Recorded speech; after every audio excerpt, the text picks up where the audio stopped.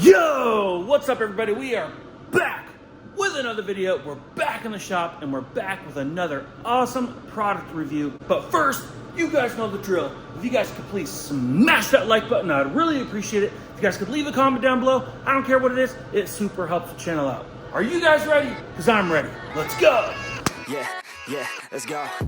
I ain't the first with the curse, with the thirst that I wanna be better, not worse, man, it hurts. I'm on this earth. Recently, we were on a road trip and our TPMS light came on. That is our tire pressure monitor system, and it warned us that we had a low pressure in one of the tires. Now, we are out on a road trip, we're fully prepared, we got tools, we got jump packs, we got all sorts of things, but one thing I didn't have was a tire inflator. Thank God we were actually near a gas station. We pulled over and sure enough, I picked up a screw somewhere along the way between Las Vegas and LA. Thankfully, it was a travel center. They did have a tire patch kit plus an air pump on hand.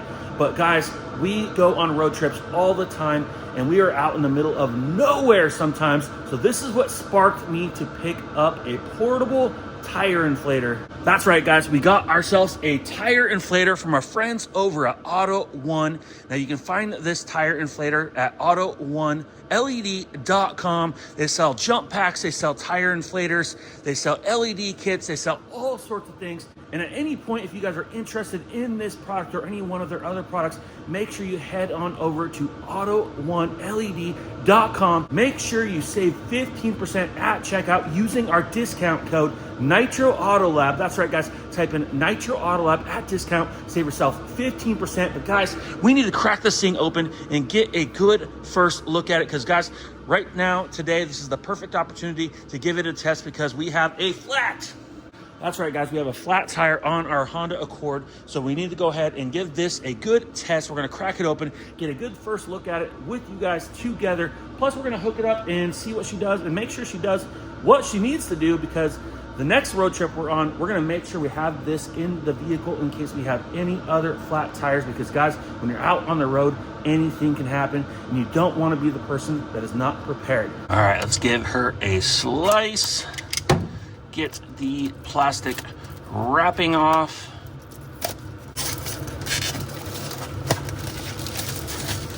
Now on the box, it does show that it has car mode, motorcycle mode, bicycle mode, ball mode, and a custom mode. So this is not only a good pump that you could keep in your car, but probably something you could keep in your garage at home as well. This is a great little pump. It does show the max inflation pressure of 2 pounds to 150 pounds per square inch. And that should be more than enough for what we need here in the shop. But yeah, guys, let's go ahead and open this thing up and get a good first look at it. And it does appear that it does have a power bank and LED lighting. So it looks like maybe we can use this as a light in the dark if we're out on the road.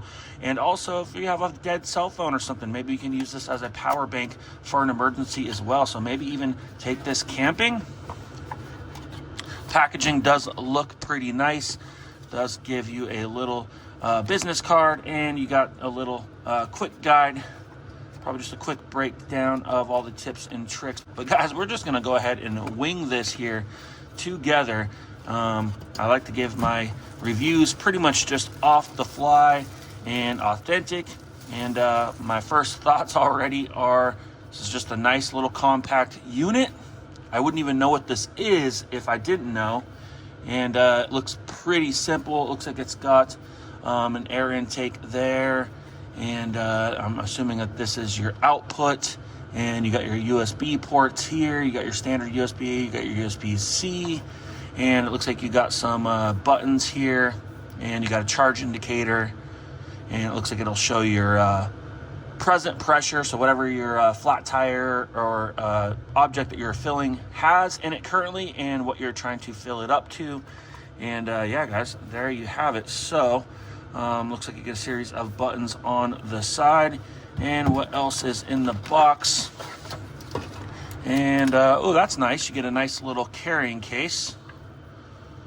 That's really going to be nice for the car. And it looks like you get your charging cable. So hopefully we have some juice in there already so we can give it a test. And it looks like they give you a series of attachments to go ahead and fill whatever object you are trying to fill. But in our case, we are trying to inflate a car tire. And once again, guys, like I said, I am just going to kind of wing this. It does have a protective decal here right on the face. And we're going to go ahead and take that off. We're going to save that for a little guide. And it does have some buttons here on the side. And I believe you're just going to have to push and hold. And there she is. She's on. And you can see right now, it looks like it's on bike mode. And we want it to be on car mode. So I'm believing the M. Yep. And okay, so there's a ball mode. I'm assuming that's the custom mode, and it does look like it comes with a full battery fresh out the box. So that's pretty nice, especially when you're in an emergency. But we are definitely going to make sure this has a full charge before we take it on any road trips. And okay, so there we are. We're on car mode right now. So yeah, car mode, bike mode. Looks like some other bike mode. And we got ball mode, custom mode, and car mode. So yes, we are on actually 32 PSI right now. I believe that might be where we need to be. You got plus and minus here on the side, so you can go down. This is your setting. This is what you're going to be. This is what your desired pressure needs to be. And I believe when we hook it up, it's going to show us what pressure is in the tire. So seems to be pretty simple. It does look like it has an LED light. And if you press it again, okay, it looks like it's just flashing. And press it again, and it looks like it turns red. And that is the SOS. Yep, that's SOS. So that's kind of cool in case of emergency. Okay, so yeah, you get 3 light modes. And yeah, it seems to be a pretty simple unit. And okay, so this U button is units. So it's measuring right now in kPa. We got kg, PSI, bar. So whatever units you want to use for the States here, we're going to use PSI, pounds per square inch. And yeah, guys, it looks like it seems to be pretty simple. So I'm assuming we just hook it directly up to the tire using this. And let's go ahead and give this a shot. Now, if you're not sure what the desired tire pressure is supposed to be on your vehicle, always reflect to the door jamb on your vehicle. Sometimes the tire pressure information is also in the glove box. It can also be in the owner's manual of the vehicle. You can do a quick Google search, not always reliable depending on the year, make, model, and submodel, of course, because you could have different size wheels, tires. There is a max pressure and load on your tire, but you don't always want to go to the max because that will actually wear the tire unevenly. So you do actually want to reflect to the information in the driver door jamb. That way you get the accurate tire pressure you need, especially if you guys have TPMS on your car. So if you have a tire pressure monitoring system, it is very important that you do go to the specs that are in the door jamb. So let's open up the door right here. And I'll show you guys what that looks like. So if you come in here, you can see your VIN information label, and you got some airbag label. And right here, this is what they mostly look like. So it's a tire and loading information. Looks like mine's scratched. And it does show us the recommended tire size. When you order tires for your car, that is the size that you're trying to get. And then you got your cold tire pressure. So this is the pressure that's in the tire when it's cold, not measured after the car's been running, going down the freeway, because as you're driving, your tires actually do warm up and the pressure can actually slightly rise. I'm not sure if you guys have gone on long trips or not, but sometimes you'll be driving and your light will either go on or off depending on the pressure. There is a threshold on the TPMS system on your vehicle. It's usually between like anywhere from like 2 to 5 PSI. But if it gets within or without that range, it will set the TPMS light off, and it can be really annoying. Also, if your TPMS lights are always on, there's a good chance that you have a bad sensor or a bad battery within your sensor. You can stop by your tire shops and they can kind of give that a look. TPMS sensors do typically have a battery life of like 5 to like 8 years tops. They can last longer, they can last a lot less, just depends where you are, how cold they are. But yes, guys, if you guys are getting new tires, I definitely recommend putting some new TPMS sensors in there. Like I said earlier in the video, the TPMS sensor did save us on a road trip. It allowed me to know that we had low pressure in one of the tires, and I checked, and sure enough, we were about 5-6 pounds low, which was really weird because we had aired the tires up before we left. So I already had an idea that we must have picked up either a nail or a screw or something along the way. I pulled over at the next gas station, and sure enough, there was a screw and it was leaking. If I would have drove any further, we would have shredded that tire. We would have been on the side of the road, out in the heat, and I would have been changing to the spare. And always make sure you air up your spare. And your spare tire pressure is on there as well. So always air up your spare before any long trips. And in this case, our spare is supposed to be set at 60 PSI. Our rear tires are supposed to be set at 30, and our fronts are at 32. So there we have it. I always stick to the stock wheel and tire spec when I have a vehicle. That way my TPMS doesn't get tricked. And you can see here we have a flat tire. And I don't know, we're gonna go ahead and looks like it does auto shut off, so you can't leave it on. So push and hold, still has a good memory setting, 32 PSI. And we're gonna go ahead and take the valve stem cap off. But yes, filler hose, in that it would be the output. So we're just gonna go ahead and thread that on there. And we're gonna go ahead and tighten this back up. And it looks like you just press power. So that's how you actually get it on. So you hold it to turn it on, and then when you're ready to fill up your tire, you set your desired pressure, and then you just hit you hit the power sign once again.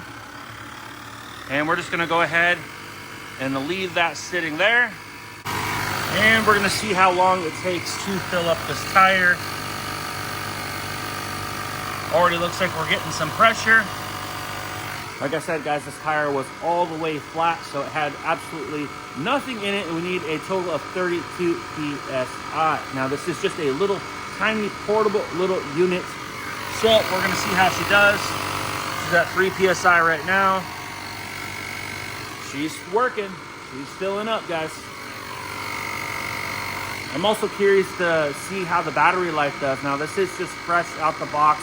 It might not be an accurate, true 100% charge, but it would be nice to know that you can fill up a flat tire and not have it be almost dead right away. These pumps also can get kind of warm, so you do want to kind of let them breathe. So you do want to make sure all the vents and all the holes are free of debris. We're at 5.5. So it does look like it measures in half-pound increments.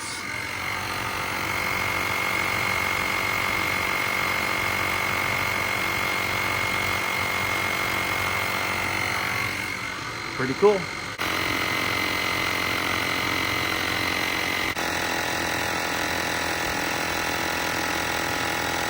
Another thing I might note as well is it would make sense to have your tire valve stem towards the bottom near the ground. Mine's just up a little bit, about halfway, so you can see this thing's got just enough lead on it to kind of dangle a little bit. Now, if the valve stem was up here, this thing would just be hanging. I guess you could set it on top of the tire, but it would make sense just roll the car forward or backward, whatever you can do. Lift the car, rotate the tire, take the tire off if you need to, and have that valve stem on the ground. All right, guys, we're almost full. And there she is.